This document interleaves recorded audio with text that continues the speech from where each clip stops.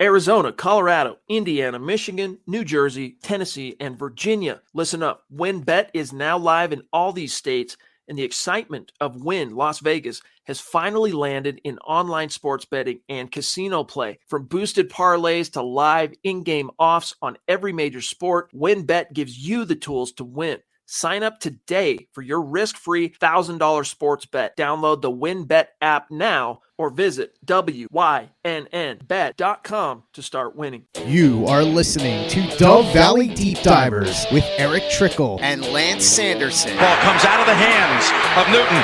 It's on the ground, picked up by T.J. Ward at the 4-yard line. Vaughn Miller did it again. On Overtime Media. Good afternoon, good evening, and good morning, ladies and gentlemen, depending on where you're listening to this. I am your host for the night, Erick Trickel. This is Dove Valley Deep Divers, and Lance, there was some switching around and everything, so Lance isn't here tonight, but instead I'm joined by my good friend and colleague, Nick Kendall. Nick, how's it going, man? It's been a week since the Broncos had their pick. Haven't had that week to sleep on it. You feeling any better? I am feeling better. I'm still exhausted trying to catch up on everything, and we're here to spoil Doctor Strange tonight. No, I know both of us were nerding out yesterday. The part with the aliens, came out. I just like to always say aliens. Although in Marvel, I guess that would make some sense. Maybe not. Who knows?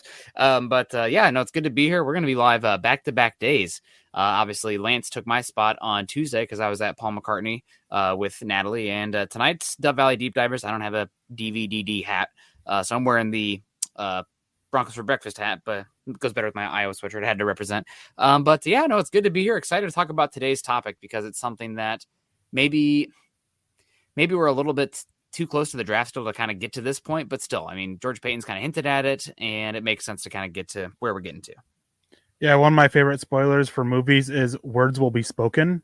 Mm-hmm. I've made a lot of people mad dropping that one.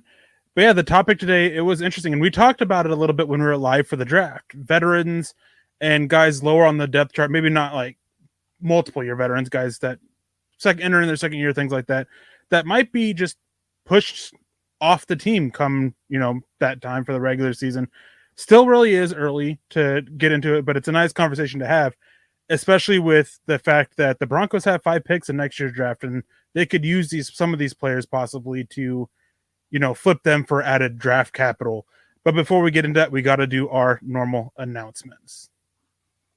Yeah, guys, obviously welcome in DVDD. Follow us here at DVDD_pod, at Mile High Huddle. Also, make sure you join our Facebook communities and like, subscribe, and share to the show. And we want to say hello to everybody coming in. Now that the Manscaped's out of the way. Dylan's in the house. Up Broncos Country. Make sure you guys hit that like button on the way in and subscribe if you haven't already.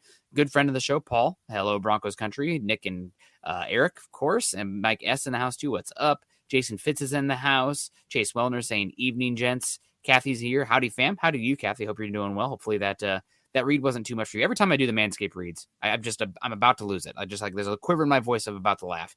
So hopefully that was not too much for you. But Travis Scott is here as well. What's up, Broncos Country? And Malcolm Brown. Haven't seen Malcolm in a bit. Hello from Homer, Alaska. Eric, how close are you to Homer? I know Alaska's like the size of, it's like an hour and a half drive south.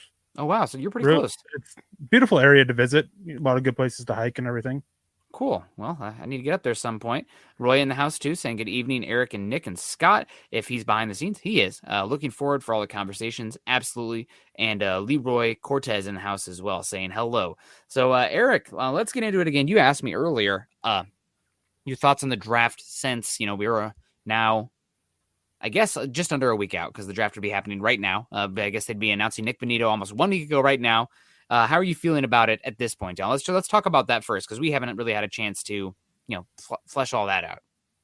Well, I mean, after seeing the Inouye pick on Saturday, I started to come around a little bit more on Nick Bonito. I still have major concerns against him against the run, or with him against the run, and it's an issue that you don't really see develop a whole lot in the NFL with these guys that are drafted after, pick 32 or so, that they just don't take these strides in certain areas. So I think that it's always going to be an issue with him. I'm curious to see how much Denver can do to help cover it up with how they use him and get him to be effective, I guess. And I mean, one of the things that you talked about is kind of using him off ball a little bit, being more chase instead of and reactive instead of on the attack, holding down the point. That could be one way of doing it. Getting stronger on the defensive line. I mean, DJ Jones should be a huge help against the run as a run defender, and then Uwazurike, I think, should be a big help. So there's things they can do.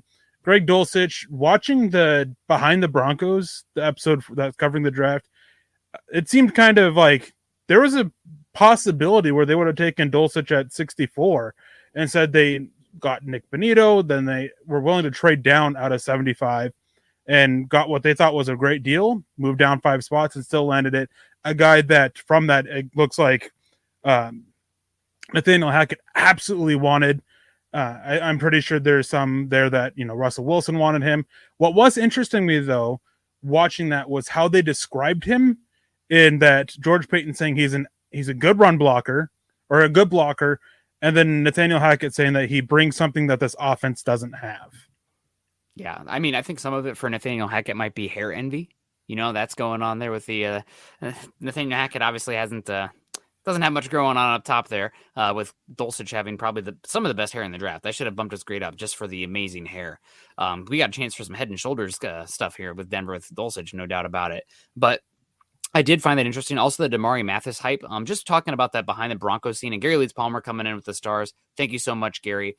Obviously, there's stuff that we've heard, and then the production comes out from the team. How much of this do you think is edited for the painting of the narrative?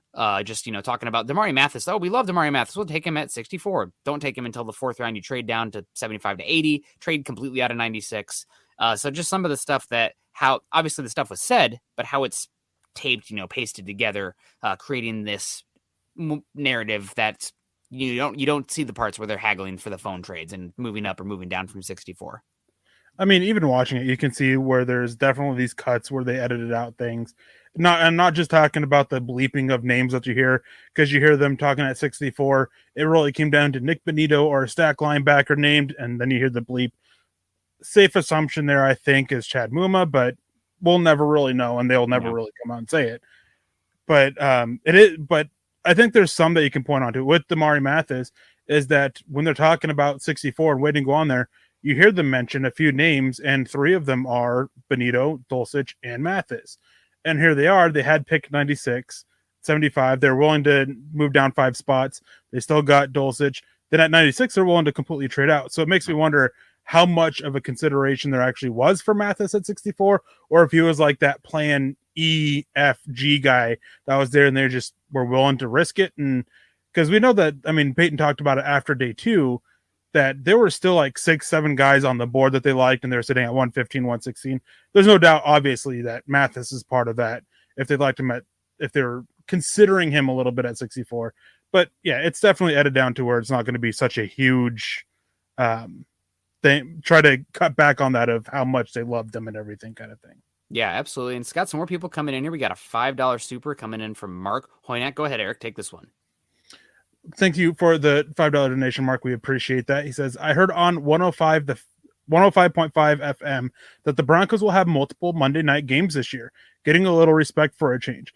And the biggest thing is when you have a quarterback and you're going to actually be contending, it's you have that chance. Not just multiple Monday night football games, Thursday night, Sunday night football, prime time games. You have a good chance for them. I'd be curious to see how many.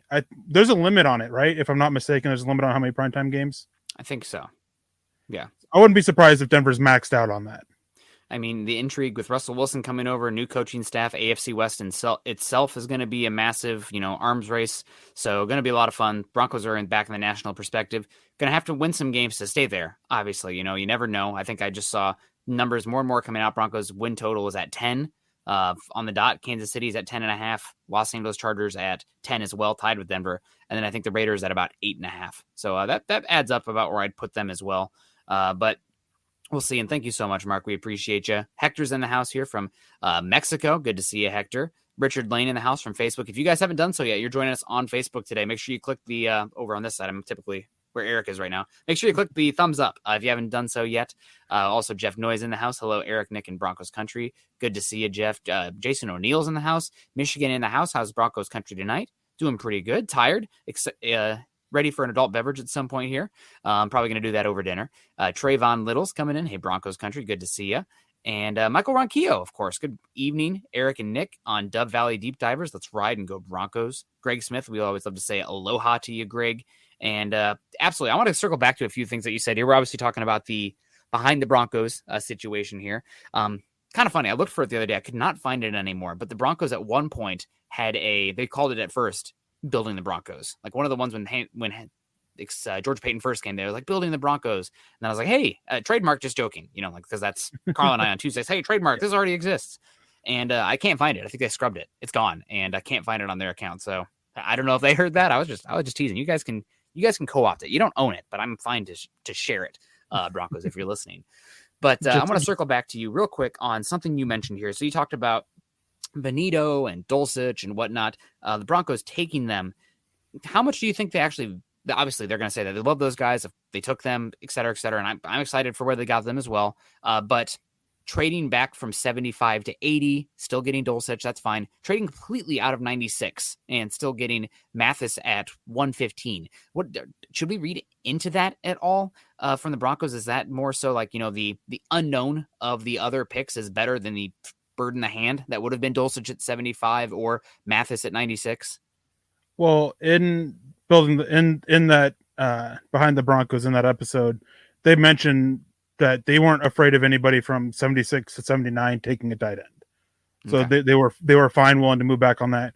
And then this is for 96. They don't really talk about it, but my assumption here is that they had a high value on getting that third round pick next year, and that there was enough players left on their board that they really liked that they were willing to move out of that position, having those two pretty early day 3 picks that they were fine sitting and waiting. And I think they got a little lucky there with Mathis. I think that they were expecting him to go. I was expecting him to go before it, but it worked out for them. So I guess what's that thing you can't? Oh, there's a saying I can't think of the saying. It's like you can't question the results or something like that, because with how it worked out, worked out how they wanted. So. Absolutely. Manuel coming in saying, representing Broncos country from El Paso, Texas. Let's ride down there in El Paso. Also, we got Billy Holman, Broncos in the South here, from New Orleans here, from Billy Holman. Good to see you. Malcolm coming in with an interesting question for us. I'll kick this one to you first, Eric. Sorry, I kind of took over hosting here. I put some up, but if you want to grab it back, let me know. Malcolm Brown, which position on defense is hardest for you to evaluate? This is easy for me. It's easy for me too, and it's just simply because of how hard it is to see its defensive backs, corners or safeties, because you have to get all 22 film to really see them and really break them down. And that can be quite hard to get for college football. Yeah, for me, it's the safety position. I mean, from the broadcast film, they're off the screen for many plays. It's kind of like trying to judge an outfielder in baseball. But imagine if you only had, 17 games to go off of. How many are actually going to their area? You see the flashes and whatnot, but a lot of times if a safety is doing great work, you're not seeing them, right? Because they're keeping everything in front of them, and they're not creating those explosive plays in the back end by being out of position. So I think it's definitely safety. How many plays a game that matter for them? I think that's changing a little bit because versatility in the NFL is key in the defense. So the more it used to be, you really wanted these superstar, dichotomous or single niche kind of players. Like you had your Earl Thomas single high, who I saw Earl Thomas was just arrested again or something, or there's a warrant out for him. Maybe the Broncos didn't do the worst trading away from that spot because he's had a lot of issues since leaving Seattle. But used to be, maybe the cover 3 era, one free safety, one deep safety, and then one that's essentially a linebacker. Now it's like, how many hats can your defense play? You want them to play box, you want them to play slot, you want them to play zone, you want them to play man, 2 deep, single high. So the more you can do, the better. And I think there's more, like it's the Daxton Hill conversation. Yeah. I want my safety to be able to play slot. Guess what? Daxton Hill played a bleep ton of slot. He's going to be okay there. And one thing too, that catching up on it out of Cincinnati, is that there's a lot of talk about him playing boundary too. I thought he would be a slot/safety, but there's something about him playing boundary, and that's something that he can do. And it is. And that's something that we kind of talked about a little bit when we were live after the Benito pick, or when we were live for the draft with the Benito pick, is that you kind of want defenders that can do everything well, because you don't want to be caught with their pants down with the wrong guy out there on the field. And at the edge, I mean, being able to have a guy who's such a weakness against the run get caught against the run. We saw that last year with Malik Reed and how often he was driven back. You don't want that. And it's kind of the answer to the offense that the way the offense is changing. The more you can do on defense, the better. Whereas on offenses, you kind of want specialized skill sets that can excel in one area. Yeah, absolutely. And Chase coming in also saying it might be the inside linebacker because college teams don't always ask a lot of them. That's why the transition can be hard. That's a good point as well. It's one reason that teams, no position has busted in the first round at the rate as the stack linebacker, I guess is what we start calling them. And part of that is because, you're not asking them to play in space very often. You're not asking them to play man coverage or even hook zone over the slot. So those reps are not super replicable. And the other thing is it's not like cornerback or edge or defensive line where, the guys who have the measurables tend to hit pretty well. For linebacker, it's intelligence processing first. The athleticism and the size and everything comes secondary to that. And that is something that next week, a little bit of a preview for it, we have a good friend of mine, godfather of my daughter, Coach Luke Poglace is joining us next week. And he's been a running back, wide receiver coach. Now he's a special teams coordinator and a linebacker coach. So we can definitely touch on him about with the linebackers a little bit too. And just got to make sure that you mentioned to him that linebackers don't matter. They don't matter to the extent of the 1980s, hype for him. But Travis Weber coming with the stars. Thank you so much, Travis, saying, good evening, Eric, Nick, Scott, and Broncos country. Caught the new podcast this morning. Looking to learn more about Broncos history that I haven't learned about yet. Yeah, make sure you guys are checking that out with Thomas over there on Monday mornings. Travis continues here. I feel Peyton did well with the draft despite where we were in the draft and not having the capital. Yeah, what do you think about that? Peyton doing pretty well in the draft. I feel like the grades have been a mixed bag. Chad Reuters gave him straight A's. Pro Football Focus gave him a B+. Mel Kiper gave him a B-. I gave them a B-, B as well. What do you think?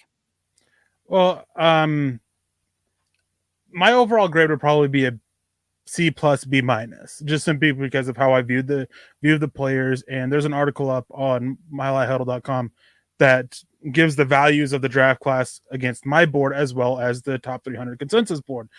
And Denver was second worst value in both of those. So it's a little bit rough, definitely some reaches, but outside of the value aspect of it, I think they had targeted players that they were able to get for specific areas that they wanted to.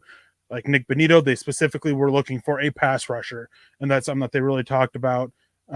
Greg Dolcich with his receiving ability and ability to stretch the field, Damari Mathis and his versatility, Montrell Washington, they wanted a returner, they were dying to get him. That's the roughest one because everybody I've spoken to and everything I've seen and heard is that no other team was considering drafting him. So it was a little bit of a rough reach there.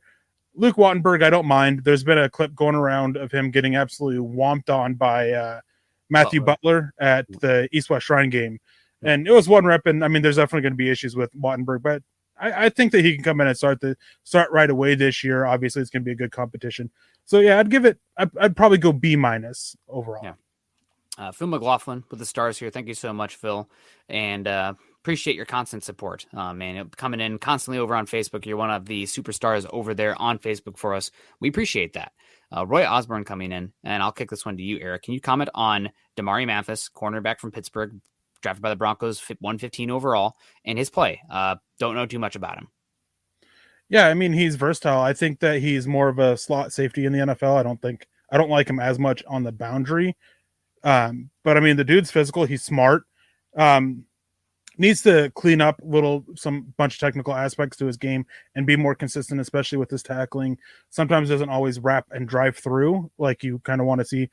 But I mean, physicality, he's not afraid to hit. He's not afraid to mix it up or anything like that. Very physical against the run on the outside, something you like to see.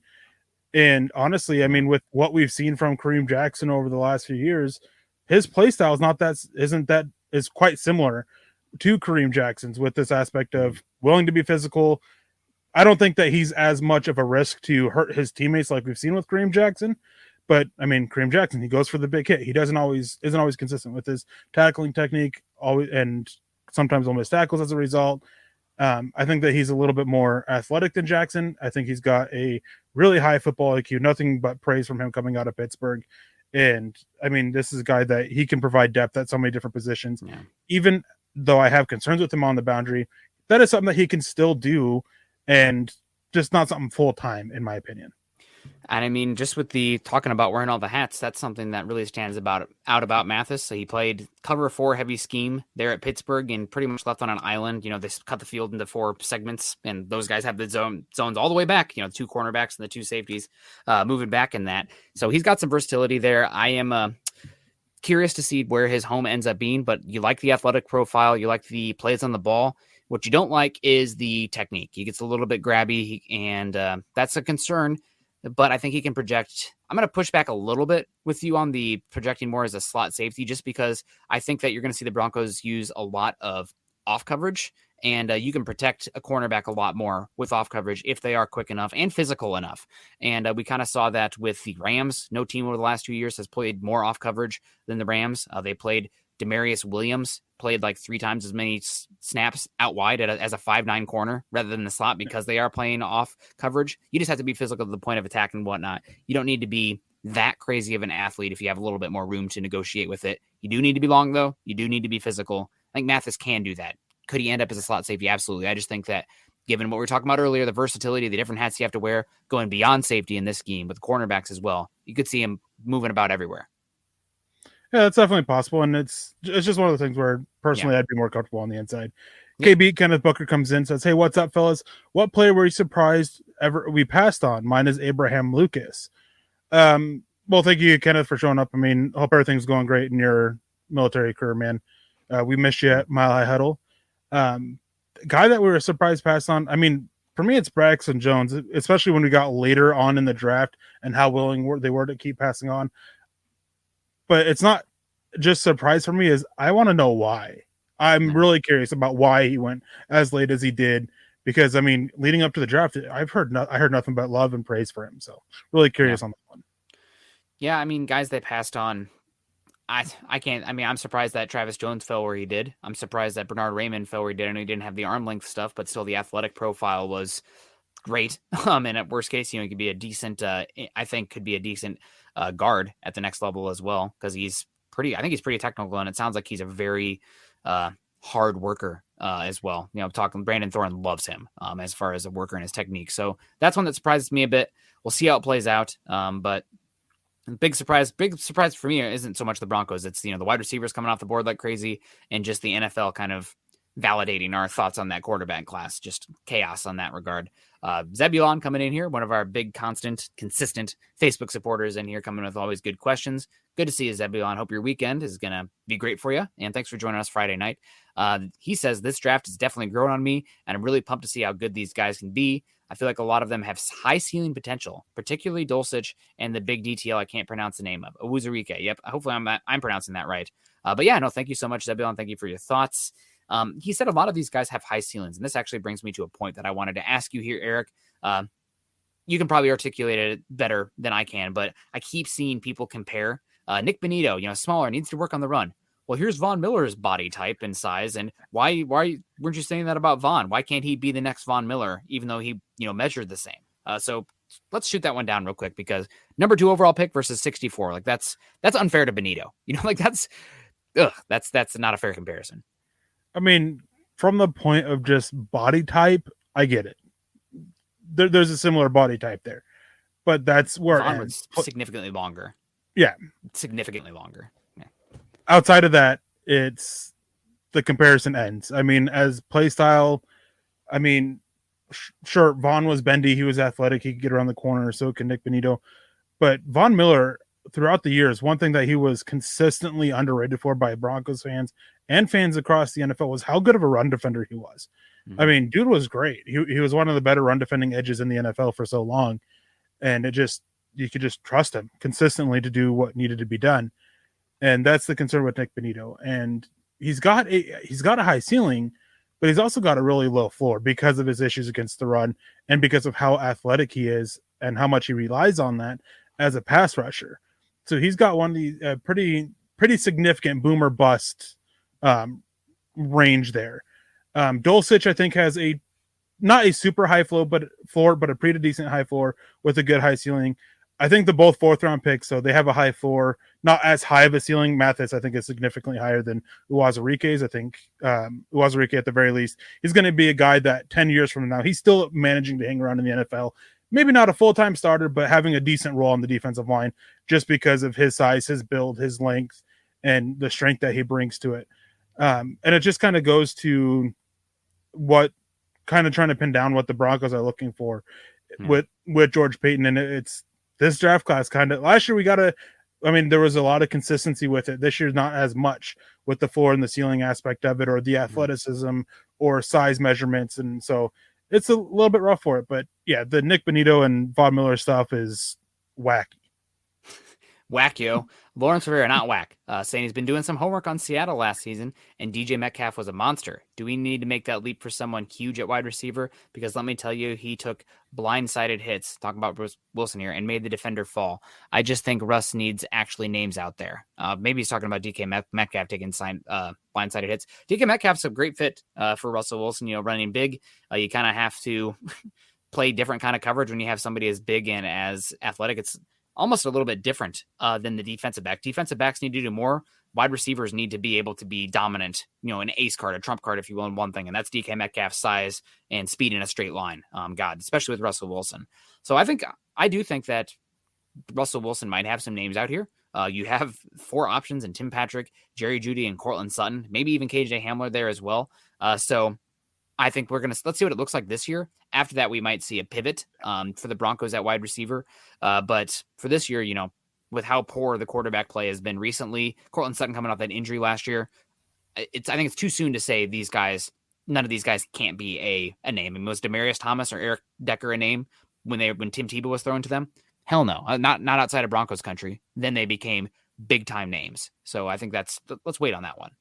Yeah, and I mean, you mentioned the injury with Cortland Sutton, and you kind of hinted at, the change in quarterback is going to be huge. Let's see what they can do with this quarterback. Jerry Jeudy's comment that he made about having a quarterback that can throw the ball in the right place, is very telling. That was a big issue with the quarterbacks from last year for both of them, is their placement wasn't always the best. And you have Russell Wilson who, there's going to be issues with his placement, but he's far more consistent with it. Yeah. So we got to see what they can do. Cortland Sutton, before he got hurt, was looking like he was on his way to being a top 10, top 8 receiver in the NFL. Jerry Jeudy still has potential. How he was used, his injury last year, the quarterback situation, obviously, and it sounds like that they're going to ride with him at the very least until the trade deadline, maybe move on then. But it sounds like they're going to wait until that. KJ Hamler, if he can stay healthy, could see what they have in him. And Tim Patrick is basically all faithful, all reliable. And there's a lot that Russell Wilson really likes Tim Patrick. Yeah. Makes sense. Big down the field player, really good blocker as well, physical player. You're going to like that from them. Peter coming in saying, which draft players from the last 2 drafts get cut this year? Who will they be replaced with? He's guessing Tyree, Cleveland, and Johnson. I'm not sure who, off the top of my head, who Johnson even is. Jamar Johnson. Okay. That's pretty good. I'm going to go with Justin Stranad as one of them. He was god awful last year when he was on the field. People thought he'd be replacing Josie Jewell. He tested worse as an athlete. Doesn't look as good. I don't know what we're talking about here. So Justin Stranad, the fact that the Broncos themselves are devaluing that stack linebacker spot more, it seems like, with how they've attacked this offseason. So that's one that sticks out to me. And one from last season, I guess I'll go, Marquis Spencer. I guess your 7th round pick, he stuck around as a UDFA. You drafted 2 interior defensive linemen this year that'll have an extra year of control. Haven't heard a whisper about Marquis Spencer at all, so I'm guessing he's one that, 7th round pick, la-di-da, but those are 2 that stick out to me. It's actually interesting because that kind of plays into the topic that we have for the night. Is guys at the bottom of the depth chart, and Jamar Johnson and Tyree Cleveland were both guys that made the list. Justin Stranad made the list as well. To talk about a little bit. Marquis Spencer didn't. There was a lot of hype around him towards the end of training camp, and it just seemed like that they wanted to kind of develop him a little bit more. If I remember right, they were playing him more as an edge than an interior defensive lineman in training camp.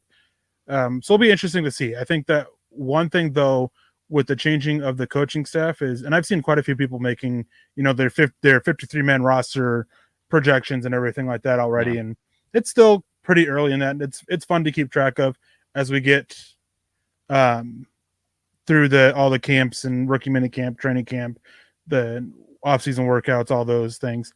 Definitely fun to keep track of that. But one thing that I'm comfortable saying now is a lot of old blood that managed to stick around over the last couple of years is probably on their way to be replaced.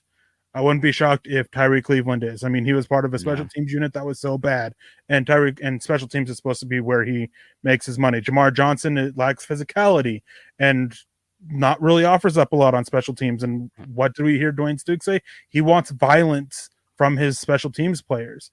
So that definitely can point on him. Justin Stranad, we saw him on the field, and it was absolutely atrocious. And if I remember right, he ended up being regulated to a special teams role and didn't do so well. Yeah. Couple other guys that come to mind going into the trenches. One might get a little bit of pushback, but we've talked about him multiple times on Dove Valley Deep Divers, and I'm pretty sure we talked about him quite a bit when we were live for the draft. Netani Moody, I mean, doesn't really fit the scheme. They went and drafted Luke Watenberg, who's a better scheme fit. They brought in Braden Smith as well on the interior offensive line. I mean, there's definitely a way that we can see that Netani Moody get pushed off this roster. Yeah, and something about Netani Moody, too, is that they mentioned how important versatility is for being cross-trained on a lot of things, and Moody is pretty much essentially guard or bust. You know, he's not snapping the ball, he's not playing tackle with his... God, did he have sub 32-inch arms? I don't even remember. It was very short arms for his body type and position. So he's one that might be pushed out for somebody who offers more versatility. Watenberg can play all three spots. Graham Glasgow, you could argue, could play all three interior spots, maybe even right tackle. Dalton Reisner took some snaps at center. I think his rookie camp could play either guard spot or right tackle if you had to. Just seems like the guys who offer the least versatility probably don't have a lot of pathway to the team. So especially for the depth spots. Andrew Baker coming in saying, "What's up, Nick, Eric, and Scott, and my brethren and sisterin there. 90 degrees, enjoying the grill and outdoor play." Oh my God, where are you even at that it's 90 degrees? It's been, I swear to God, Eric, I can't complain to you about the weather. It's been 40 to 50 degrees since February 16th, just constantly. Maybe been sunny once out here in Seattle. The La Nina is starting to get to me. I'm getting ticked, getting mad. Does that mess with you guys as much too? The La Nina? Not really. Okay. Yeah, it's been pretty chilly here. We just got through some rain and everything, and not really sunny. I mean, it's beginning almost middle May, and we still have snow on the ground. Yeah, in some spots. Scott's confirming too. 31 3/4 arms on Moody, and based on some stuff that I heard and you mentioned as well, the Broncos have some length parameters, not just for the tackle spot, but the interior. So Moody might be somebody for a multitude of reasons that is being shopped, and you might not get great value for him, but let's say you can trade Moody and that 7th round pick you got from the Vikings in the Stephen Weatherly trade, flip him and then get a 5th. You know, you're that 5th, then guess what you can do? Turn it into 3 7th round picks if you want. So that's talking about getting more picks and avenues to do that. Jason O'Neill coming in saying, "Is there something about Montreal, Washington that the fans are missing?" I mean, I'm still scratching my head about this pick. Eric, you can probably speak on this a little bit more. I think the big thing is they were looking specifically for a special teamer, and the returners went off the board pretty early. I mean, Velus Jones was drafted early 3rd round. Marcus Jones was drafted early 3rd round. Poof, there goes the 2 big kick returners, punt returners in this class. And you get somebody who can still do it. But yeah, this is one that I am definitely scratching my head on. And I guess I'll tip my hat to Dwayne Stukes if it's a hit, because nobody saw that one coming. But I think it's very much a lot of the ownership of that pick is going to be on the special teams coach.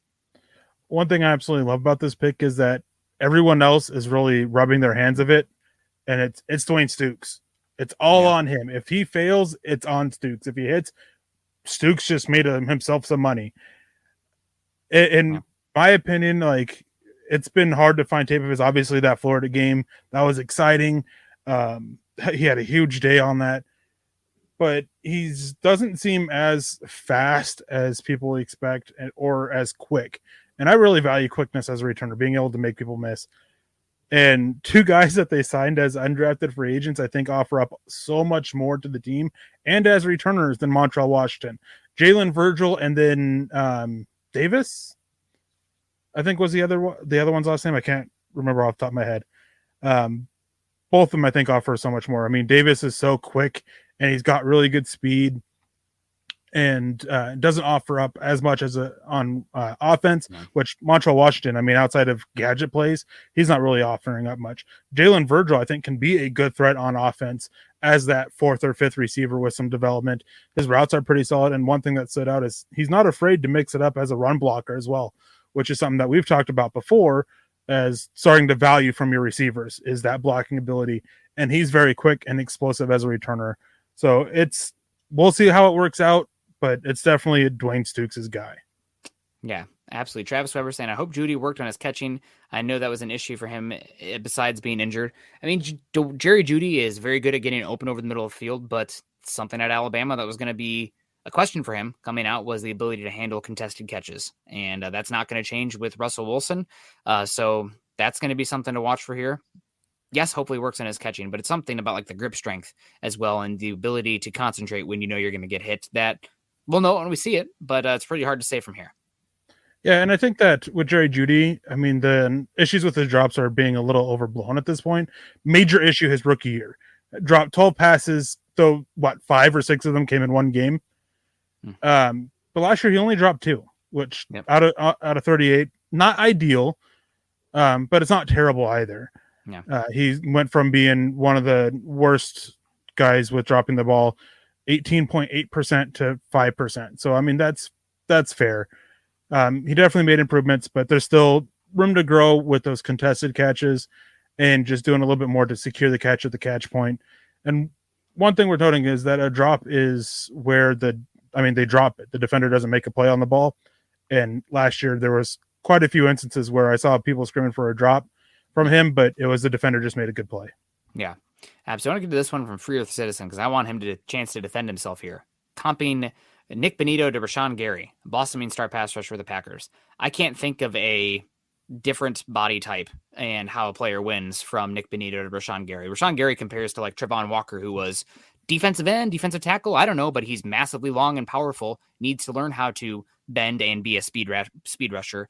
But I think this is, different ways to win, but I would not compare Bonito at all to Rashawn Gary. I think the comps for Bonito that have stuck out in my head that make a lot of sense are Bruce Irvin. That one's a very good one. When I first watched him, I saw Hassan Reddick as a possibility there, and that's kind of another one that makes some sense. Shane Ray is unfortunately one that makes some sense as well, being a wide 9 player who doesn't really use his hands very well as a pass rusher and an edge setter. So that's something to watch out for. Any other comps here? Not to put you on blast here, you have a lot of good content. I just think that's like, I could not see a totally different player. Like Rashawn Gary played 3 technique for Michigan, just go penetrate and get upfield like that way. And if you're asking Bonito, 240 pounds compared to Rashawn Gary was like at 280, night and day. Yeah, I mean, Rashawn Gary's length, height, weight is just great.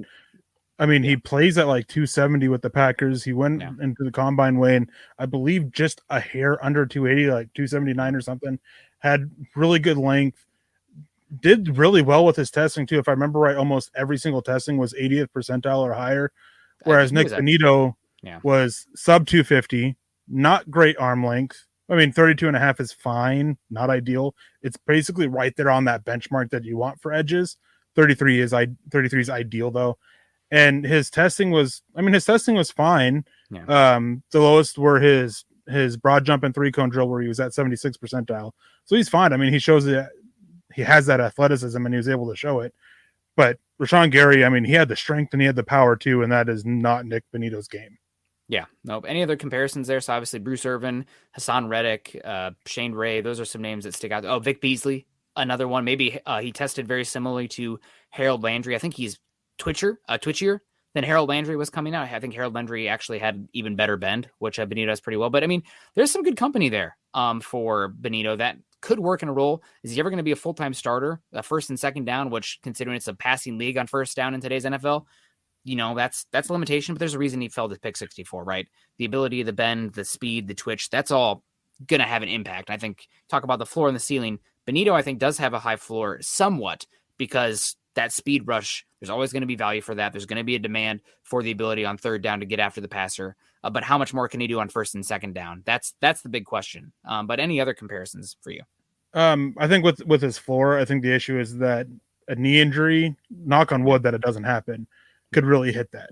Like that's one reason why I say a low floor is because injuries can easily pop it out. And I mean, Shane Ray was the one I was going to throw out there because talking to quite a few people, that was one that I got a lot. One guy saying a more athletic, less injured Shane Ray. Another one that I heard a lot, and it's strictly in play style. The people that I spoke to on this, they made it very clear they're not talking body or length or anything like that. Leonard Floyd, because there's a lot of people that believe that Nick Bonito, he can be this capable pass rusher or drop into coverage, but there's going to be issues against the run. And I mean, talking to a few people, a lot of them said this is Evero's Leonard Floyd for in Denver. Okay, cool. Well, definitely going to be a lot of dropping in coverage with Bonito on that edge, which is one reason I'm not freaking out so much about Baron Browning needs to add more to his pass rush. Makes me think that who's coming or going, Bonito or Baron Browning. We're going to play a lot of games with those two as far as pass rush. Peter coming in saying, happy Erick Saubert is back. Hope he sticks with the team. Could be 4 tight ends stick on this team if the Broncos use 2 starting tight ends or more. Big question will be what they do with wide receivers and tight ends. I think they kept 5 wide receivers last year, but I don't see Montrell Washington factoring at all as a wide receiver, given his skill set and body type. So that's one that we'll see. I don't know. What do you think here? 4 tight ends? I think it's definitely possible, especially considering one of them is probably going to be a fullback / tight end type. I think 4. Your 3 main tight ends in that one hybrid. And I think that hybrid aspect is where you're looking at Tomlinson. Yep. And Jeremy coming in here real quick. People being really critical of Bonito pick. I mean, we're going to be critical of all the Broncos picks, but he's the first one.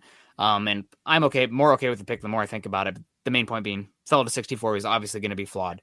But he was PFF's 38th overall player, and we got him at 64. See a lot of potential. Let's get him a chance to develop.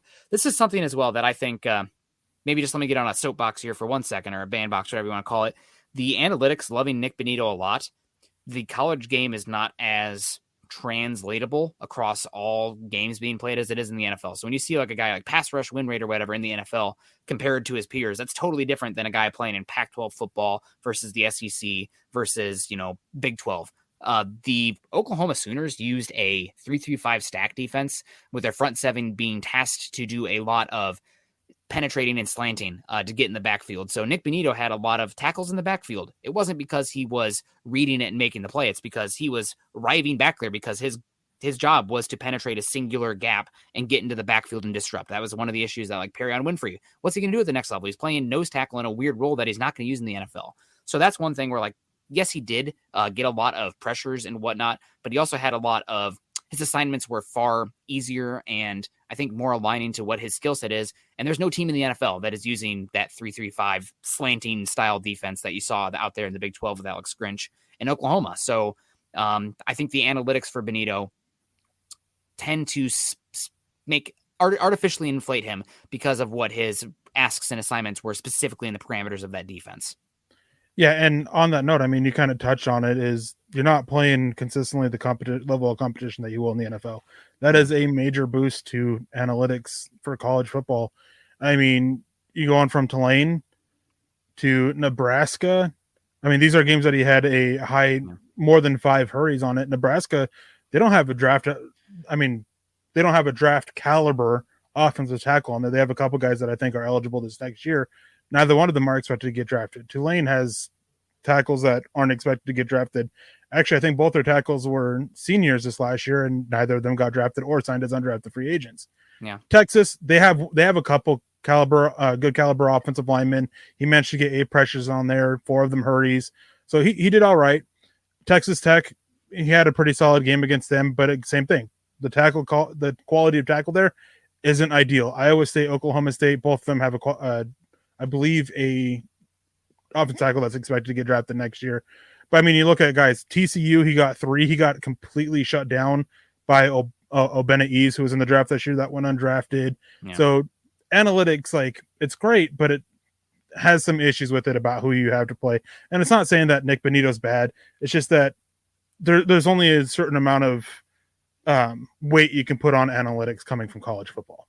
Yeah, you're definitely right on that. I guess my point was more so that Bonito wasn't tasked to read and react, play the run and then rush the passer. It was your job, regardless, pass or run, is to penetrate this gap and be in the backfield. So no dip. You're going to end up with a better pressure rate when that's your singular task, which I don't know how translatable that is. Obviously, the tools and whatnot that he shows on tape are translatable. That actual role, I think, greatly inflates his analytics. That's why somebody like PFF or Cynthia Freundland's data tend to favor Bonito more than what I think is translatable to the field. let's get into it. And C. Chang called us out saying, you guys just going to talk about Benito and Dolcich? What about the rest of it? Let's get to it now. I know we're already 45 minutes long, but they're having fun with it. We're going to talk about guys that the Broncos could potentially trade here. And Eric, I'm going to let you lead it. I did put it in the chat here. We can kind of talk about it, and you can clump some of these guys together if you want. So we also have Phil coming in first saying, does anyone know where I can find a ticket price for the London game? Not me. I have no idea. Eric, you have any thoughts? I have no idea on that at the moment. Ask up. I bet you Scott could look it up, or hit us up after the show. Nope, no Scott. Okay. But probably on NFL.com or any of the ticket exchange websites as well. I don't even know if the tickets are on sale yet. That could be another thing. Yeah. So, because the schedule hasn't been officially announced. So let's get to it first, Eric. I'll let you lead about the driving of the topic here. Real quick, since before we move on here, Jeremy coming in saying every college player getting drafted will see tough competition in the NFL. Just saying, yeah, that's definitely true, and that's a big reason why so many stars in college end up failing at the NFL level. So that goes right there.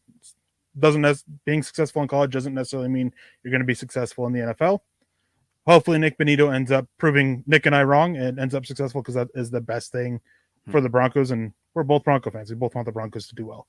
Peter Middleton says, who is the star of this draft that we'll look back on and go, wow, how did he drop to the Broncos? I think Damari Mathis. As much as I love Uwazurike, I think Mathis is going to be the guy that surprises everyone with how, in comparison to where he went. Man, I just don't see any of the superstar type of athletes or profiles that make sense for that kind of thing. Mathis is the one who would stick out for me as well, but the rest, I guess, because of the position he plays, the versatility, the smoothness, and with good quarterback, maybe we'll talk about Greg Dolcich.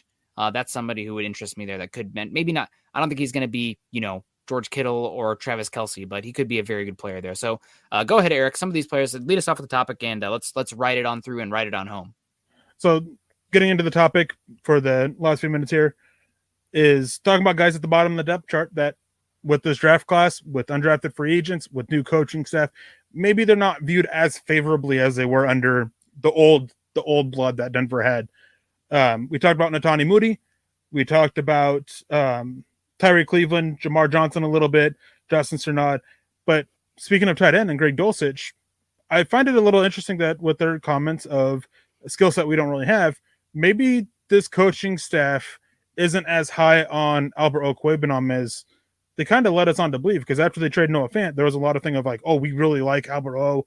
We believe that he can be something. And that was a lot of the chatter coming out of there as well, which is why they were fine moving him. Maybe they don't view him as favorably. And then there's Andrew Beck as well, bringing in Greg Dolcich, Eric Tomlinson, Eric Saubert back. Maybe they could sit there and maybe one of those two guys are, looking at being on the way out. Yeah, for me, I just want to see what Albert Okwuegbunam looks like, but I think that it's not as much that the team doesn't like Okwuegbunam, it's that they don't like him at tight end. I think that is the bottom line here. I think you're going to see him more in that Allen Lazard role for the offense than what you saw with a classic inline role. Allen Lazard went to Iowa State, has a tight end wide receiver hybrid, that big slot option. He can press the seam pretty well, and he can block well for a wide receiver. I think you can see Albert Okwuegbunam being used very similarly, the big slot when you want to play Judy at Z or not have Judy out there. And he can come back and, crack a linebacker in space or come down and take a safety that's coming downhill to help fill against the run and to offer you something there from the big slot option, especially if you're trying to get teams to create a little bit more space, either in the middle of the field if they want to play a dime package against Albert Okwuegbunam. Okay, we'll run against you, and he's going to crack that one linebacker or safety there. If you want to match up against him and be heavier, then you can throw and create space elsewhere. So I think that you could see Okwuegbunam being traded for some of that extra capital that Peyton says that he wants for next year, but also it could be Okwuegbunam is not a tight end, but they still love him as a valuable chess piece type. Yeah, definitely. And it's one where I think he'll make the roster.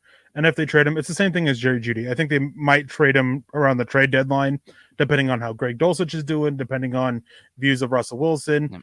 And one thing with Albert O that to factor in too is that health has been a factor for him, and he has had some issues staying on the field. Now, the other one, Andrew Beck, I'm a little bit curious about because the old coaching staff seemed to love him. He was, again, viewed as a key piece on a special teams unit that wasn't very good. A specialized niche role on it that I think that Eric Tomlinson fills extremely well and actually better than. I think Eric Tomlinson is a much superior blocker than Andrew Beck is.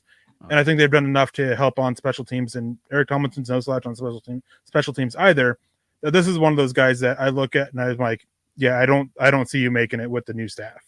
Yeah, absolutely. And Travis coming in saying, can't see the live chat. Don't know what's going on, but we're here. We're hanging out. Great show tonight, guys. Wish you a great Friday night. Enjoy your weekend and wishing your moms a happy Mother's Day. Yeah, we'll be live again tomorrow as well. And don't have a topic just yet. C. Chang saying, hey, what's going on? What about the rest of the draft? Maybe Eric and I can talk a little bit more at day 3 tomorrow. So make sure you're coming in asking us questions specifically about these guys as well, because we want the interaction with you guys to talk about that. So I'm keeping it going here. You mentioned Andrew Beck. I don't think they're going to get anything for Andrew Beck as a trade. You might be able to get like a 5th round pick for Okoye-Benam, but I don't think you're going to get much more than that. He still does have 2 years of control, which matters for some of these guys. But I could see he's about the only one there that would bring any value. And I don't think, obviously, you're not going to trade Dolcich just drafting him. I would be shocked if they trade Tomlinson or Saubert as well. Saubert was available until yesterday. He's not going to have high value. And Tomlinson you brought in. So if anybody's being moved out of that tight end room, it's probably Okoye-Benam, but the juice would have to be worth the squeeze to get rid of him. I think with Beck, if you see him traded, I think cut is far more likely with him. No. If you see him traded, it'd be a situation of like, we're going to send you Beck and our 7th round pick to a team that is expected to have a higher 7th round pick or even a 6th round pick.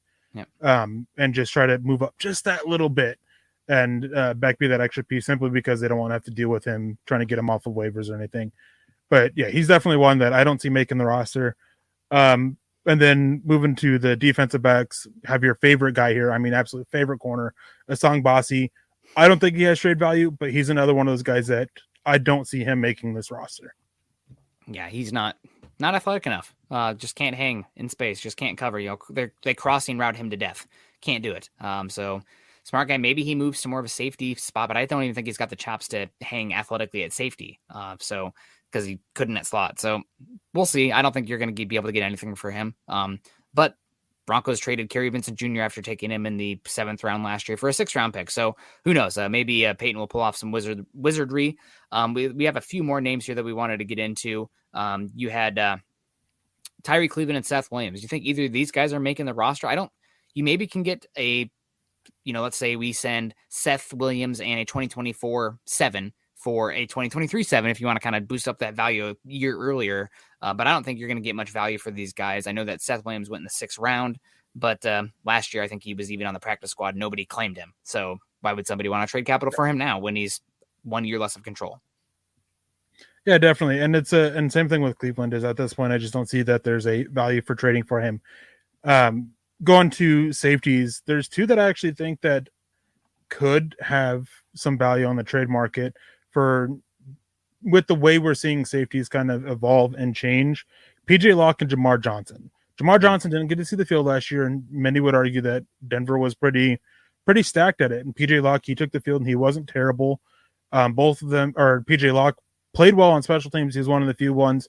So with what Denver has done at the safety position, I don't think both of them make it, but I think that one of them could. And maybe it's one that you can get like, okay, we'll just get a 7th round pick out of you and just move you on. Yeah, interesting to move on from Jamar Johnson so quickly. Obviously, he had the sick bug last year, which impacted his play. But the usage of drafting Turner Yell and Fick, the 7th round pick, is the Wisconsin guy. His name is escaping me right now. Hicks. Yes, the first name. It's like Fix? No, that's not it. Hicks. That kind of maybe a gauntlet thrown for Jamar Johnson as well. What do you see the odds of maybe getting value for him in a trade? Obviously, somebody who made a career game against Justin Fields in that Ohio State team, picking him off, I think 2 times or 3 times in that game.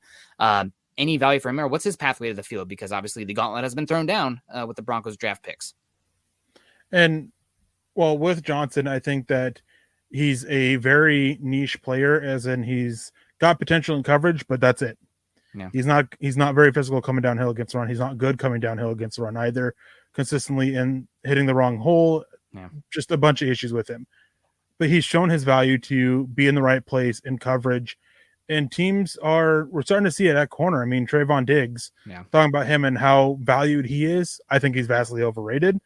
But how many interceptions did he have? How many touchdowns did he have? And I can't remember who it was. There was a couple of general managers that I think it was in an article to The Athletic. They were talking about it, that as long as you're making enough plays to cover up for your issues on defense, we're going to be more willing to put you out there on the field.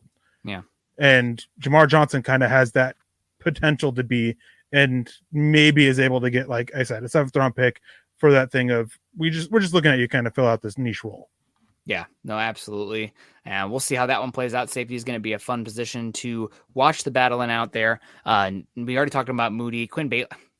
Why'd you write down Quinn Bailey? Quinn Bailey's not going to get us any draft capital, Eric. Come on. But Singh Bassey, PJ Locke, the ones that interest me here, you wrote down Mike Purcell. You think Mike Purcell is going to have any trade value? He's obviously a little bit more expensive, not as young, doesn't have many years of control left, and the last 2 years have not been good after injury. Okay, so the initial plan of this thing is that we're going to keep him, cut him, or trade him. So Quinn Bailey is one of those guys that maybe they have value in keeping him around, or they cut him, not so much exactly trade.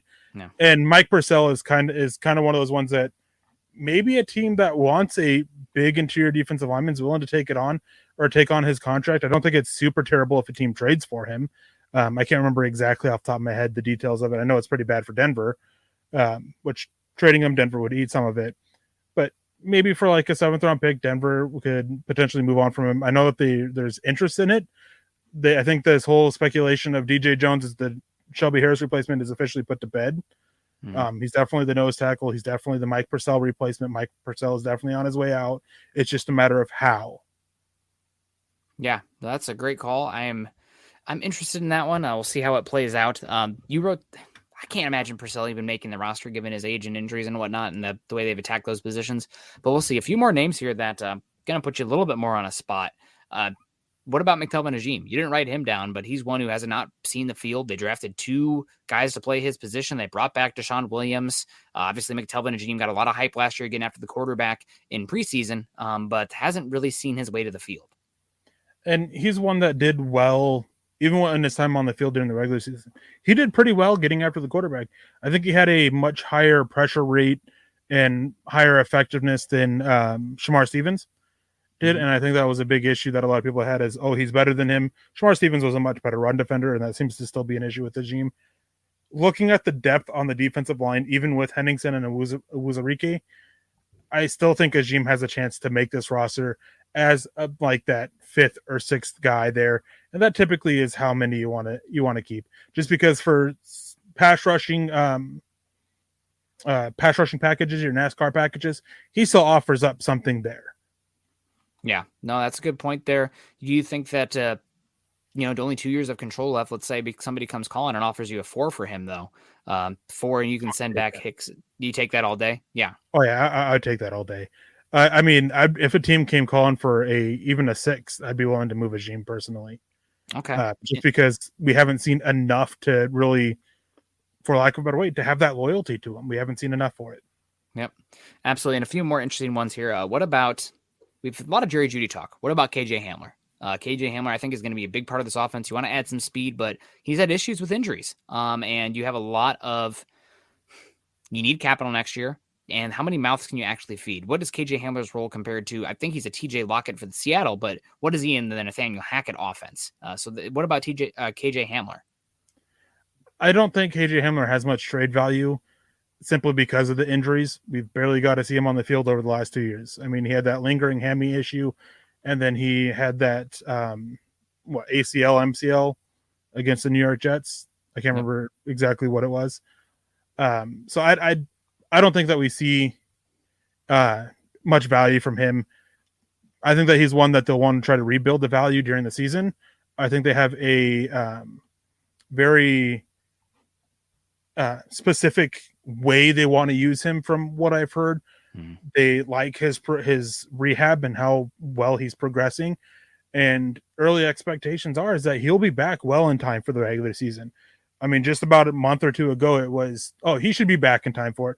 Now I think final week of training camp, he should be given the all clear for it. He's definitely putting in the work to come back. And as I said, I think he has a niche role in it, kind of this, maybe using a little bit more wide receiver screens, using his speed and quickness, which that's how I've always liked KJ Hamler more, or to be used more instead of just to take the top off the guy, off the defense, run as fast as you can kind of thing that we saw a lot from Pat Shurmur. we'll see how it goes. But this year, I just don't think he has value on the trade market. Yeah, no, and the last one I want to get to here, Malik Reed. A lot of sacks the last few years, but the Broncos brought in a super version of Malik Reed. Malik Reed, they didn't offer him anything beyond the original round tender. I think the Broncos would be happy to move on from him. Do you think there is a possible market out there for him? Obviously, pass rush is one of those ones that has a premium and just 1 year of control left, but he has had sacks, so I think which has some return. We have seen over the last few years production, even if they're not the best edge rushers, we've seen production get players paid. Yep. So I think that 1 year of cost control, I think they'll be fine with it. I'm not expecting a day 2, day 1 pick, obviously. Yeah. But I think you could possibly squeeze out a 4th or 5th round pick for Malik Reed, which would be tremendous value in return because of the production and the experience he has. Yeah. Absolutely. And anybody else that sticks out to you here, going over the roster, are there any super surprises? Like maybe a Baron Browning, last year he was very good. I would not do that for the life of me, but talking about him moving to edge now and paying Alex Singleton, how much they've been hyping him playing linebacker, Jonas Griffith as well, getting some little hype behind the scenes. Is there any thoughts on that one? I don't think Baron Browning will have much value on the trade market. It sounds like that they really want to get him on the field and find a way to use him and kind of use him to the best of his abilities with this versatile skill set that he has. I mean, everybody's hounding about moving positions and everything. Well, in college at Ohio State, he played this hybrid role, and it seems to be that's what they're just looking to do this year. Yeah. One name that I think could be a surprise move is Michael Ojemudia or Josie Jewell, or is there anyone else from Iowa on the roster? No, not anymore. But in all seriousness, I could possibly see Michael Ojemudia if he doesn't take the step up that they want to see. Maybe try to move him on, get a little something in return for him. I don't think it personally happens, and I don't really want it to happen. I like Michael Ojemudia. I still think he can be a solid corner in the NFL. But one that kind of like Ajim, if somebody comes calling, then you listen and you want to hear what they have to offer. Yeah, and Wolf's guy coming in saying, I really like Damari Mathis. Love to see him beat out Darby. I want to see Damari Mathis if he can even beat out Ojemudia. Ojemudia last year only really played one game, but that Week 17 game, he was awesome, actually. I mean, maybe the Iowa sweatshirt's bleeding into my veins and my brain a little bit here, but I thought he was great in that game, and you mentioned and heard as well that Rams were interested in drafting him in that 2020 draft as well, and now he's here with the former defensive back coach of the Rams from that period, so I think if anybody has a chance to beat out Darby this cycle, I think it's more likely to be Ojemudia than Darby, but probably you can wait a few weeks. Darby's probably going to get dinged up because he's missed a lot of games to injuries in his career. And I think with that too, you mentioned it with the Rams earlier, playing so much off-zone coverage. Last year, the Broncos shifted to a lot more man. They ran the most man coverage in the NFL last year, according to what is it? Football Sys, I think is what it Sports is. Info Solutions. That was 2 years ago, wasn't it? No, when I was looking at it pre-draft, it was for 2021. You'll have to show me that data because I know they did that a lot in 2020 because they got so injured at the cornerback position. That's like, okay, well, it's harder to play man, but if you don't have chemistry with the guys around you and knowing the playbook, it's easier to say man up versus the complicated match quarters and stuff that you have to do on the back end. So, all right, well, we can talk a little bit more tomorrow. Obviously, Eric and I are going to be joining you again. But do you want to drive us on out, or do you want me to do that? You can go ahead. All right. Well, guys, make sure you're following us on Twitter. Eric is at Erick Trickel. I'm at Nick Kendall, MHH. Also, make sure you're following Scott at Scout Kennedy, working behind the scenes here. Eric and I are going to be live again with you guys tomorrow. So if you have anything you want us to talk about, hit us up on Twitter. We're open for suggestions. It's still draft season, so I think we maybe should start going over some of the grades as well and anything we picked up from the post-draft press conferences and digging more into that. Also, make sure you're following us at DVD_pod and at Mile High Huddle. If you haven't done so yet, join our Facebook communities at facebook.com/Mile High Huddle and facebook.com/Mile High Huddle pod. If you haven't done so yet, find us on Apple Podcasts, Huddle Up Podcast. Scroll down, leave us a 5-star review and a comment. And please, if you're joining us on YouTube, like, subscribe, and share to this channel. And you'll know when we go live tomorrow. So what's the rest of the night looking for you, Eric? What are you doing? Doing some compressing about what you saw at Doctor Strange? I mean, I'm gonna try to think about it a little bit. A good friend of mine, he's seeing it tonight, and he's much more into the comic book aspect. So I'm curious to hear his opinion of it when it comes to the comics. Yeah. For me, it's probably going to be go eat and then spend some time with the wife playing Lego Star Wars. Yeah. No, absolutely. That'll be fun. I'm going to cook dinner and hopefully early bed because I'm still exhausted from last week. But thank you guys so much for joining us. We're going to be talking again tomorrow, and hopefully we'll have a good time. And C said he'd like to see the video conference video of everything from the Broncos. I don't think we can put out the behind the Broncos video on here without getting copyright infringement. But we'll definitely have a chance to talk about some of that stuff and plenty more tomorrow. Make sure you guys are tuning in same time, same place, and choose kindness, choose compassion. Go Broncos. You've been listening to the Huddle Up Podcast. Join Broncos Country's deep divers at milehighhuddle.com to keep the conversation going.